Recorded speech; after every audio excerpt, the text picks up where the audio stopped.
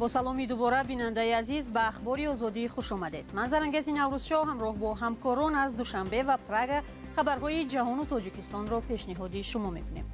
در نشر نوی برنامه این گزارش ها را داریم. ادامه تعقیب و فشار به مهاجران در روسیه. شب گذشته در یک رید بیش از 100 مهاجر تاجیک را دستگیر کردند. نتیجه گیری از ملاقات سیان. چین برای کشورهای آسیای مرکزی دوستی جانی است، زبانی و یا نانی؟ در همکاری با چین، تاجیکستان همیشه منفعت‌های ملی خود را در دستور کار قرار می‌دهد. و در نخستین سبقت پراپلانیریست‌ها یا چتربازان در تاجیکستان ده‌ها ورزشکار از 8 کشور جمع آمدند.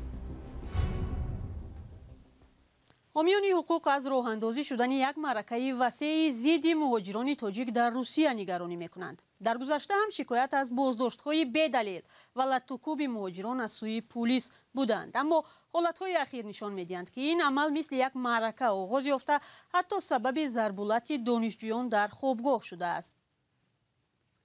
در ضمن مقامات دانشگاه کامسامولسکی لب امور روسیه امروز لطوکوب دانشجویان تاجیک را رد کرد و گفت این یک سنجش مقامات انتظامی بود، اما محصلین تاجیک میگویند آنها را تفتیش نکردند بلکه به گفتگو زدند. ادامه بازداشت‌های مهاجران در گزارش مومن احمدی. اینای سیوم رسید. خیلی آدم بودن کافه دا. بازداشت مهاجران در شهر کاتلنیک ولایت مسکو. شب گذشته پلیس روسیه نزدیک به 100 مهاجر تاجیک را بازداشت کرد. این ادامه بازداشت است که یک هفته باز دوام دارد. حالا تفتیش میکنن با فیلم برو میکنن. شاهدان میگویند شب گذشته بیش از 100 مهاجر را از قهوه‌خانه دیدار، راحت، امینه و 33 هاوس که به تاجیکان تعلق دارند بازداشت کردند. دو شب پیش شماره بازداشت شدگان 300 نفر بوده است. پلیس مهاجران را تحقیر و برخی را هم اخراج کردند.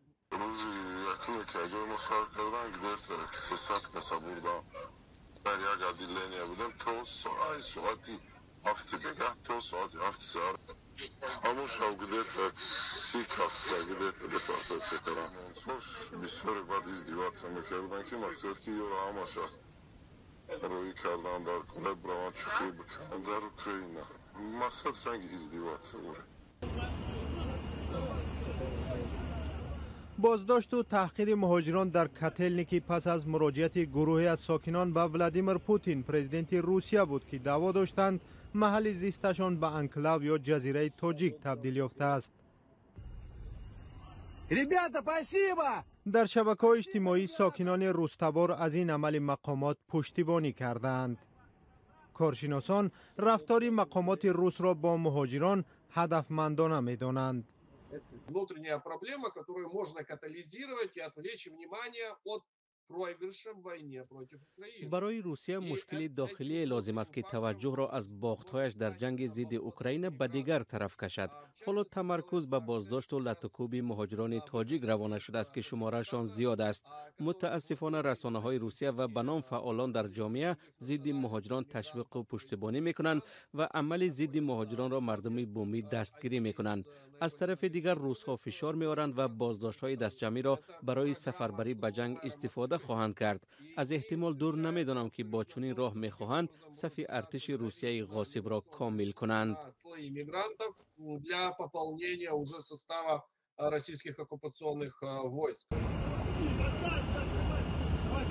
حالا تقریبا قهوه‌خانه‌های تاجیکان در شهر کاتلنیکی به مشتری مانده است. مهاجران میگویند دیگر از ترس به بیرون نمی‌روند.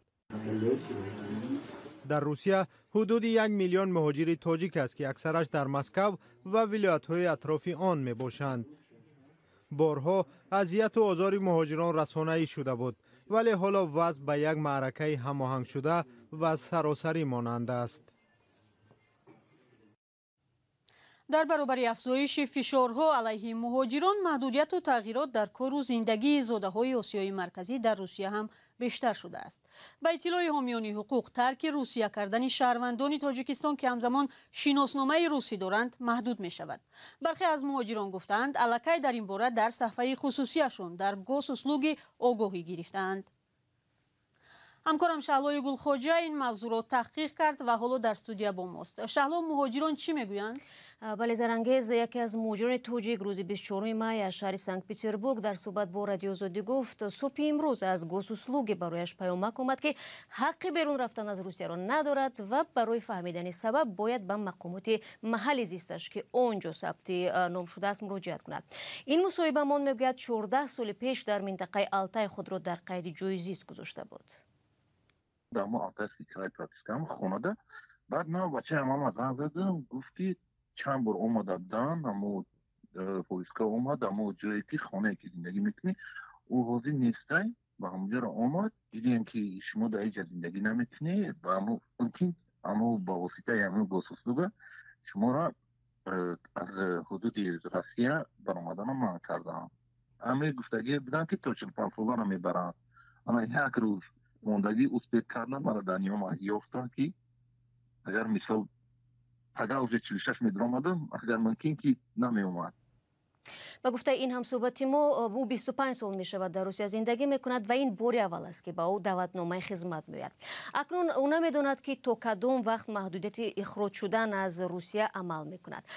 با قول وی این به مثل اسارت است. از یک سو من به جنگ رفتن و ریختن خون ناحق را نمی خواهم، از طرف دیگر امکان ترک کردن این دولت را نمی دهند می گوید هم صحبت ما. همچنین او گفت که چند حالت دیگر را می داند که به مهاجران دعوتنامه دادند و به خدمت سفر بر کردند. در ضمن هفته جاری دوم دولتی روسیه از تغییرات به قانون جاری نمود که طبق آن به شهروندان از لحظه سپردن دعوتنامه از جمله در شکل رقمی بیرون رفتن از روسیه منع می شود. شخصی دعوت شونده باید پس از گرفتن دعوتنامه در دوام 5 روز بر ریاست مدیریت وزارت کارهای داخلی آمده شناسنامه خارجیش را سپارد. خب آیا با حامیان حقوق هم در این باره مراجعت زیاد میکنند شهلا و اصلا آنها سبب رو چی میگویند؟ بله زرانگیز، برای مثال حامی حقوق مهاجران والنتینا چوپی که بعد اخراجش از روسیه حالا در امریکا به سر میبرد میگوید با او نیز شکایت ها درباره سفربری افرادی که دو شهروندی دارند به ارتش رسیده است. او گفت روسیه در انتظار حمله جوابی اوکراین است و بنابراین نباید انتظار شد که وضع بهتر گشته و مهاجران را به جنگ نمیفرستند. هر کسی که تا حال دعوتنامه نگرفته است باید فوراً روسیه را با شناسنامه ملیش ترک کند. نباید به سن و سال، 3 فرزندی، بیماری، نداشتن ثبت اقامت زیست و یا نبودن تجربه خدمت امید ببندد. ولی آنهایی که الکی دعوتنامه گرفتند باید بدانند که دیگر برایشان نه کار رسمی، نه نفقه پولی و نه زندگی شایسته در حدود روسیه نمی شود. والنتینا چوپیک افزود باوری دارد مقامات روس استفاده مهاجرانی را که شناسنامه روسی دارند در جنگ باعث برای قربانی زیاد خواهند کرد، اما آنه که سفربری به جنگ رسما همچون موبیلیزاسیون و یا اصطلاح دیگر نامیده خواهد شد وقت نشان می‌دهد. تشکر شهلا. بعد آغاز جنگ روسیه در اوکراین در ماه فوریه سال گذشته و سفربری نیروهای علاوگی به این جنگ 10,000 نفر از جوانان و مردان سنی خدمت از این کشور فرار کردند. از جمله قسمی از جوانان تاجیک هم که شهروندی روسیه را دارند از بیم سفربری به جنگ به تاجیکستان برگشتند. سلام، اگر خط و خبر می‌خواهید ما داریم. نوید بامدادی، سرخط خبرها، اخبار تاجیکستان و جهان، گزارش‌ها و تحلیل‌ها. چی می‌گذرد و چرا؟ دانستن فهمیدن است. زمینه یا اپ ما را بگیرید.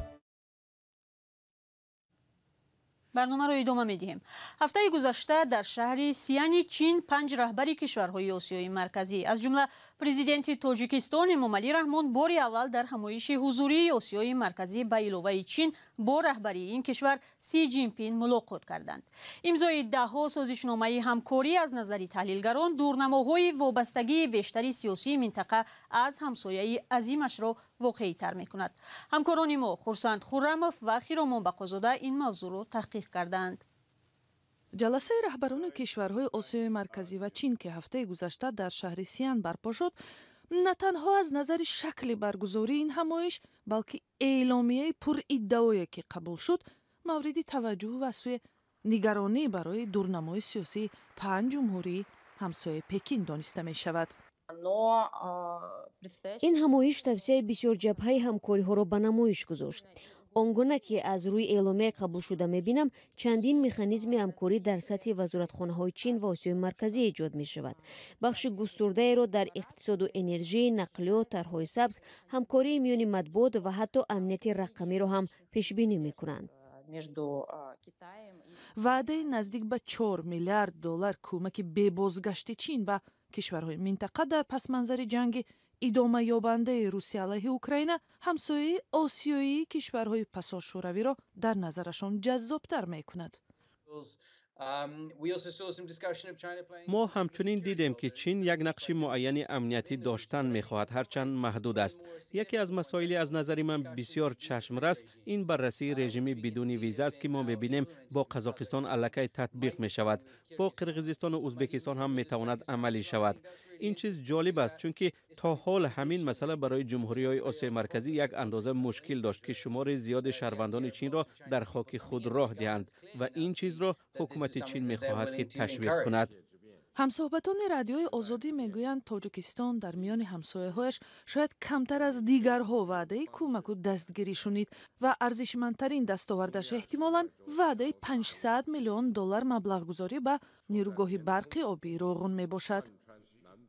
تاجیکستان با آن خاطر مورد توجه خاص پکین است که در میان کشورهای آسیای مرکزی تنها کشور است که همزمان با چین و هم افغانستان هم سرحد است و همین چیز هم به سطح همکاری‌های امنیتی چین با تاجیکستان تاثیرگذار می شود. چین یک پاسگاه مرزی دارد که در سرحد با تاجیکستان عمل می کند. این چنین مبلغ‌های چین را برای ایجاد یک مرکز پلیس در سال 2021 قبول کرده است. چین قرض دهنده اساسی طرحهای دولتی تاجیکستان است و از همین نظر هم مورد نگرانی منعقدان دوشنبه می باشد. در همکاری با چین، تاجیکستان همیشه منفعت‌های ملی خود را در دستور کار قرار می‌دهد. در طرح‌های یک کمربند یک راه و هم در داد و گرفت‌های دو جانبه، تاجیکستان همیشه بر پایه استراتژی ملی کشور تا سال 2030 عمل می‌کند. در هر حال، منفعت‌های ملی و تامین امنیت ملی در اولویت این همکاری‌ها است.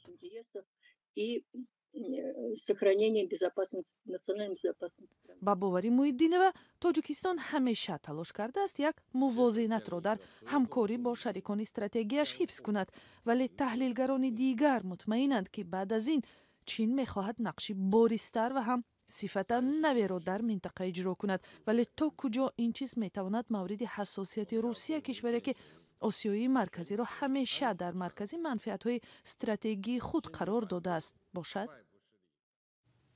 بیننده عزیز، شما در این باره چی نظر دارید؟ بر رقم‌های رادیوی آزادی در واتساپ و تلگرام یا فیسبوک نویسید. در تاجیکستان امسال فدراسیای پاراپلانری و واسطه‌های سبک پرواز به فعالیت سر کرد.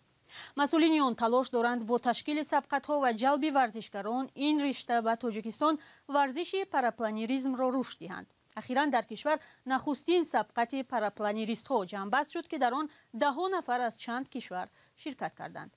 امیر سویف همکاری ما هم آنجا بود. بار نخست در تاجیکستان در نزدیکی پایتخت دهه کرپایی ناحیه رودکی 20 می سال جاری ورزشگران 8 دولت عبارت از 50 نفر برای شرکت در مسابقه پاراپلانریسم جمع آمده بودند.